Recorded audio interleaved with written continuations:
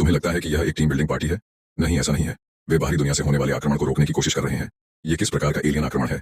आइए शुरुआत करते हैं लोकी से, जो असगार्ड से ब्रह्मांड के गर्त में गिर गया था। थंडर गॉड की कहानी में लोकी को अपने पिता की मंजूरी नहीं मिली, इसलिए उसने हार मान ली और ब्रह्मांड के गर्त में गिर गया। लेकिन उसे इसके बदले कुछ नहीं मिला। इसके बजाय वह चितौरी नामक एक एलियन नस्ल के पास पहुंचा। इस नस्ल के नेता को पता था कि लोकी अपने साथियों के लिए महत्वाकांक्षा रखता है, इसलिए उसने अपनी आत्मा लोकी को दे दी। यह आत्मा इंसानों के मन को नियंत्रित कर विचारों को नियंत्रित कर सकती है और लोकी को पृथ्वी पर आक्रमण करने में मदद कर सकती है। लेकिन यह फिर से पृथ्वी क्यों? चितौरी के घायल नेता ने लोकी से मदद मांगी कि वह उसे ब्रह्मांडीय जादुई घन कॉस्मिक क्यूब दिलाए। यह जादुई घन श्रेडर के हाथों में था और श्रेडर इसका अध्ययन कर रहा था। इस प्रक्रिया के दौरान उन्होंने पाया कि जादुई घन की ऊर्जा लगातार बढ़ रही थी। अचानक जादुई घन को एक रहस्यमय शक्ति ने घेर लिया। एक नीली किरण सीधी आगे की ओर निकली, जिससे समय और अंतरिक्ष का द्वार खुल गया। लोकी भी एक झटके में प्रकट हो गया। लोकी के दूसरे जादू ने मौके पर ही समस्या का समाधान कर दिया।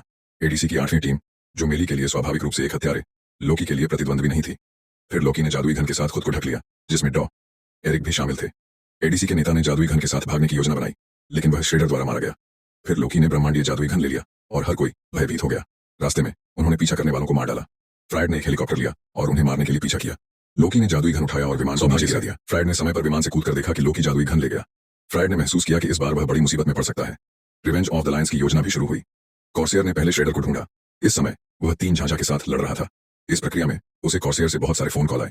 फिर उसे पता चला कि एरिक लोकी द्वारा नियंत्रित था और उसकी अभिव्यक्ति बदल गई और उसने गंभीर मोड चालू कर दिया। काले श्रेडर को पहनकर उसने अंतिम दुश्मन को मारने के लिए एक स्पाइरल किक का इस्तेमाल किया। उसने अपनी हाई हील्स पहनी और अगले मिशन को स्वीकार किया। कॉर्सियर के निर्देशों के अनुसार वह ब्राजील के एक गांव में आया और डॉ बैनर को पाया। डॉ बैनर को इसके बारे में पता चला तो उन्होंने कहा कि इसका उनसे कोई लेना देना नहीं है। वह इसमें शामिल नहीं होना चाहते थे, लेकिन कॉर्सियर ने इसे व्यक्तिगत रूप से किया। यह अपरिहार्य था। कॉर्सियर को पता था कि अगर उसने इस आदमी को पा लिया तो वह बड़ी मुसीबत में पड़ जाएगा। इस समय प्रत्येक टीम हिंसा से भरी हुई थी। वह अभी भी द्वितीय विश्व युद्ध की छाया में डूबा हुआ था। इस समय निक फ्राइड ने एक टीम को ढूंढा। वह चाहते थे कि वह रिवेंज ऑफ द लायंस में शामिल होने खुशी सहमति दी। उसी समय कॉर्सियर ने टोनी से भी संपर्क किया। टोनी के पास फोन रखने का समय नहीं था। कॉर्सियर उनके पास आ गए। टोनी की 2 लोगों की दुनिया भी टूट गई। गॉड ऑफ वॉर के विमान पर प्रत्येक टीम और बैनर पहली बार एक दूसरे से मिले। इस समय डॉ एरिक ने जादुई बॉक्स को खोलने के लिए सामग्री भी पाली थी। यह जर्मनी के स्टटगार्ट की सड़कों पर स्थित है। भोज में निक फ्राइड ने अपने हाथ में एक चांदी की मुट्ठी रखी। वह एक कार्टून से बाहर निकलने वाले राजकुमार की तरह था। बिना किसी देरी के उसने पहले सुरक्षा गार्ड को एक छड़ी से मारा। फिर उसने डॉ एरिक का हाथ पकड़कर उसे मंच पर दबा दिया। फिर उसने अपनी आंखें बाहर निकालकर उसका चेहरा सफलतापूर्वक सुरक्षित प्रवेश कर लिया और उसने जादुई बॉक्स खोलने के लिए सामग्री प्राप्त कर ली। दर्शक घटनास्थल से भाग गए। निक फ्राइड ने भी अपना असली रूप दिखाया। उसने मौके पर उपस्थित मेहमानों को घेर लिया। इस समय एक बड़ा आदमी खड़ा हुआ। उसने कहा, मैंने 100 साल में कुछ नहीं देखा है। मैं तुम्हें मार सकता हूँ। निक फ्राइड एक पुलिस अधिकारी को मारकर बड़ी समस्या को हल करने वाला था। अमेरिकी टीम ने एक ही समय में हमला किया। डॉ एरिक ने भी हवा में कभी भी समर्थन किया। फिर उसने क्लासिक फ्लाइंग शील्ड बाहर फेंकी। अमेरिकी टीम, जो लंबे समय से नहीं लड़ी थी, थोड़ी असमंजस में थी। तुमने कहा कि योद्धा को हरा नहीं सकता। कहना थोड़ा मुश्किल है। सौभाग्य से टोनी समय पर पहुंच गया। उसने निक फ्राइड को अपने हथेली से मारा। यह भी पहली बार था जब टोनी अमेरिकी टीम से मिला। टोनी ने कहा, अगर तुमने फिर से हिलने की हिम्मत की तो मैं तुम्हें मार डालूंगा। निक फ्राइड को आत्मसमर्पण करना पड़ा। निक फ्राइड को ले जाते समय अमेरिकी टीम को लगा कि निक फ्राइड इतनी आसानी से आत्मसमर्पण नहीं करेगा, लेकिन टोनी ने सोचा कि अमेरिकी टीम बहुत संवेदनशील है। शायद टोनी के पिता हावर्ड की वजह से ऐसा लगता है कि दोनों के बीच कुछ असहमति है। इस समय आसमान उज्जवल हो रहा था। थॉर विमान पर उतरा। वह हथौड़े के साथ अंदर आया। टोनी निक फ्राइड को ले गया। थॉर अभी भी चाहता था कि निक फ्राइड असगार्ड वापस जाए, लेकिन निक फ्राइड उस स्थान पर वापस नहीं जाना चाहता था जहां उसे मान्यता नहीं मिली थी। उसके पिता केवल थॉर की परवाह करते थे। वह प्यासा था। तुम निक फ्राइड हो, है ना? हाँ, मैं निक फ्राइड हूँ। जो 2 लोग पहले कभी नहीं मिले थे, वे बस मिले और लड़ाई शुरू कर दी। थॉर ने टोनी के कवच को मारने के लिए एक चमक का प्रक्षेपण किया। शक्ति 400% क्षमता। कैसा है? जैसे ही दोनों आगे पीछे खेल रहे थे, अमेरिकी टीम भी दौड़कर आ गई। नॉर्वे के 3 दिग्गज भी पहली बार मिले। उनका लक्ष्य लोकी की साजिश को रोकना है। दुश्मन का दुश्मन थॉर है। अंत में थॉर भी नॉर्डिक में शामिल हो गया। लोकी को श्रेडर ने पिंजरे में बंद कर दिया था। फ्राइड ने कहा कि अगर उसने कोई चाल चलने की हिम्मत की तो वह उसे 9000 मीटर की ऊंचाई से नीचे गिरा देगा। लेकिन यह सब लोकी की साजिश थी। उसके पिता का फ्राइड से सवाल। यह पिंजरा हॉक के लिए तैयार किया गया था। मनोबल को भंग करने के लिए उसने फ्राइड से फिर पूछा, तुम ब्रह्मांड से क्या चाहते हो? इस सवाल ने बाकी लोगों को भी शक में डाल दिया। इसे समझने के लिए टोनी ने जार्विस को श्रेडर की प्रणाली को हैक करने दिया और अमेरिकी टीम ने श्रेडर के गुप्त गोदाम में सच्चाई का पता लगाने के लिए घुसपैठ की। आखिरकार उन्होंने पता लगाया कि श्रेडर ने नॉर्डिक की शक्ति का उपयोग करके बड़ी संख्या में हथियारों के साथ फ्राइड से सवाल किया। फ्राइड को केवल सच्चाई बतानी पड़ी। चूंकि पिछली बार थोर पृथ्वी पर आया था, एक छोटा सा शहर व्यक्तिगत दुश्मनी के कारण नष्ट हो गया था। इसने उसे यह एहसास कराया कि वह मानवता को धमका सकता है। उसने अब पृथ्वी पर भरोसा नहीं किया, इसलिए उसने बाहरी दुनिया से आक्रमण का विरोध करने के लिए सुपर वेपन का अध्ययन करने के लिए नॉर्डिक का उपयोग किया। इस समय लोकी की छाया लोकी को बचाने आई। वह अंतरिक्ष यान के इंजन कंपार्टमेंट पर एक सटीक तीर मारा। इस कठिन परिस्थिति को तोड़ते हुए एक जहाज बादलों के बीच से गुजर रहा था।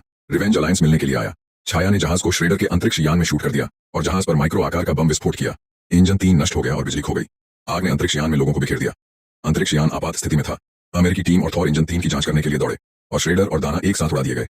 विस्फोट के कारण दाना को उत्तेजना हुई, फिर वह हल्क बन गया। अनियंत्रित हल्क श्रेडर के पीछे भाग रहा था। फिर थॉर ने प्रतिशोध को आकर्षित करने के लिए दौड़ लगाई। हल्क ने थॉर को एक मुक्का मारा, बदले में थॉर ने हथौड़ा उठाया और वापस मारा। फिर उसने हल्क पर हथौड़ा फेंक दिया। थॉर और हल्क लड़ते हुए चौथी मंजिल तक पहुंच गए। ऐसे ही चलता रहा तो शायद आगे बढ़ना बहुत मुश्किल हो जाएगा। फ्यूरी ने हल्क को रोकने के लिए फायर पावर का आदेश दिया। युद्धक विमान हल्क की स्थिति पर आ गए। यह उसके खिलाफ एक चमक थी, लेकिन उन्होंने हल्क की उछाल को कम समझा। हल्क विमान पर कूद गया और उसे कबाड़ में बदल दिया। सौभाग्य से पायलट सुरक्षित रूप से बच निकला। हल्क भी बिना जाने जमीन पर गिर गया। इस समय ईगल आई कॉकपिट में प्रवेश कर गया। वायरस से संक्रमित इंजन 11 ने भी काम करना बंद कर दिया। टोनी ने इंजन सर्किट बोर्ड की मरम्मत की। जहाज धीरे धीरे झुकने और डूबने लगा। टोनी बूस्टर में दौड़ा। उसने इंजन को मैनुअल रूप से धकेलने की योजना बनाई। मैं इसे गिनने की कोशिश कर रहा हूं, लेकिन दुनिया टूट रही है। जल्द ही इंजन 3 की मरम्मत हो गई। फिर उसने अमेरिकी टीम से नियंत्रण छुड़ी खींचने में मदद करने के लिए कहा, लेकिन इस समय अमेरिकी टीम भी बहुत व्यस्त थी। टोनी के पास कोई विकल्प नहीं था, इसलिए उसने मिक्सर की शक्ति का अनुभव किया। इस समय थोर लोकी से मिलना चाहता था। जहाज पर हमला किया गया और लोकी को रिहा कर दिया गया। उसने थॉर को पिंजरे में फंसाने के लिए डिवाइस लोकी है जिसे कॉल्सन ने हथियार से निशाना बनाया था। लोकी ने फिर से अवतार का इस्तेमाल किया और उसे पीछे से चुपके से पकड़ लिया। फिर लोकी ने स्विच दबाया। पिंजरा थोर के साथ हवा में गिर गया। यह लगभग जमीन तक पहुंचने वाला था। थॉर ने हथौड़ा उठाया और पिंजरा तोड़कर बाहर निकल गया। और बुरा आदमी अंतरिक्ष यान में बैटमैन से मिला। ईगल आई स्वाभाविक रूप से प्रतिद्वंद्वी नहीं है। एक लड़ाई के बाद बैटमैन ने भी उसके नियंत्रण से छुटकारा पा लिया और होश में आ गया। इस समय चालाक लोकी ने सफलतापूर्वक अंतरिक्ष यान से भाग लिया और कॉल्सन के इतिहास ने सभी को भारी झटका दिया। टोनी और अमेरिकी टीम भी गहरी सोच में पड़ गए। इस समय बैटमैन और थॉर को नहीं पता कि कहां जाना है। नवस्थापित संघ 4 या 5 ताकतों का सामना कर रहा है। जब उन्हें कोई प्रगति नहीं हुई तो टोनी को अचानक एहसास हुआ कि अगर लोकी मिक्सर को चालू करना चाहता है तो इसके पीछे एक मजबूत ऊर्जा समर्थन होना चाहिए, और पूरे शहर की ऊर्जा सबसे मजबूत है। यह निश्चित रूप से स्टार्क बिल्डिंग है। इस समय टोनी जल्दबाजी में वापस आया। हालांकि जार्विस ने बिजली काट दी है, मिक्सर काम करना जारी रखता है। इस समय मिक्सर को बंद करना बहुत देर हो चुकी है। टोनी सुविधा को नष्ट करना चाहता है। अप्रत्याशित रूप से वह मिक्सर की शक्ति से मारा गया। टोनी ने यह भी देखा कि लोकी उसके बगल में है। उसने अपना कवच उतार दिया और लोकी के साथ कुछ समय बिताने के लिए तैयार हो गया। इस प्रक्रिया में टोनी ऐसा लग रहा था जैसे वह बात कर रहा हो, लेकिन वास्तव में वह चुपचाप मार्क 7 का कंगन पहन रहा था।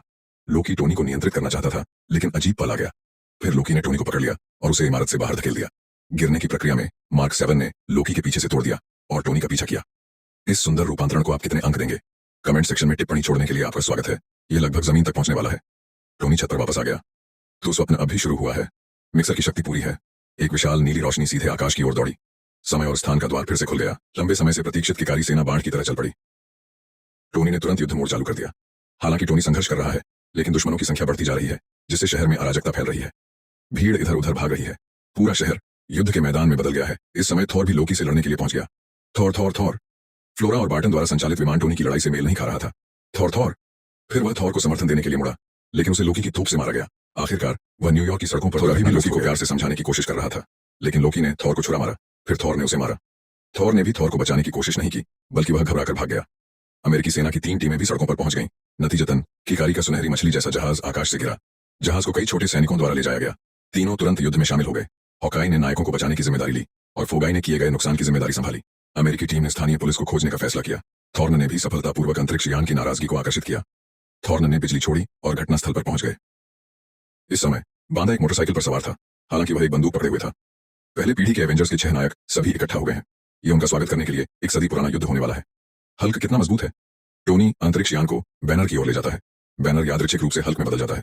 एक पंच से चिता के जहाज को नीचे गिरा देता है। टोनी ने पीछा करते हुए बम दागा और उसे नष्ट कर दिया। लोकी ने फिर और चिता के जहाज भेजे। सभी भी लड़ाई के लिए तैयार हो गए। ईगल आई पूरी स्थिति पर नजर रखने की जिम्मेदारी लेता है। टोनी सैनिकों को मानव रहित क्षेत्र की ओर आकर्षित करने की जिम्मेदारी लेता है। ने चितारे बेस को उड़ा दिया, लेकिन उसकी आखिरी ऊर्जा खत्म हो गई। चितारे बेस के विस्फोट के साथ जमीन पर सैनिक भी गिर गए। फ्यूरी की ऊर्जा भी खत्म हो गई। सभी की नजरें टोनी पर थीं, लेकिन वह दिखाई नहीं दिया। एरिक, जिसने समग्र स्थिति को प्राथमिकता दी, ने एरिक को जादू बंद करने दिया। चैनल बंद होने से ठीक 1 सेकंड पहले टोनी छेद से बाहर गिर गया, लेकिन बिजली की कमी के कारण वह गिरता रहा। गॉड ऑफ थंडर ने उसे बचाने की योजना बनाई। हल्क समय पर दिखाई दिया और टोनी को पकड़ लिया। इस समय टोनी बेहोश था और बेहोश था। जब उन्होंने सोचा कि टोनी मर चुका है, हल्क ने गरज कर कहा, सर, अभी क्या हुआ? कृपया मुझे बताएं कि किसी ने मुझे किस नहीं किया। सौभाग्य से टोनी ठीक है। एवेंजर्स ने इस युद्ध को जीत लिया है। जीत का जश्न मनाने के लिए उन्होंने एक टीम डिनर किया। अंत में लोकी को फिर से सभी ने पकड़ लिया। थॉर उसे असगार्ड ले जाने वाले हैं। एवेंजर्स अलायंस भी सफल हो गया है। रातों रात उनके असंख्य प्रशंसक बन गए। अंत में सभी नायक भी अपनी अपनी जिंदगी में लौट आए, लेकिन कहीं ब्रह्मांड में नारियल के आकार की ठोड़ी वाला एक बैंगनी चूहा एक शैतानी मुस्कान दिखा रहा है। क्या आपको लगता है कि हल्क उन्हें हरा सकता है? कमेंट सेक्शन में अपनी राय दें। मैं हूं अगली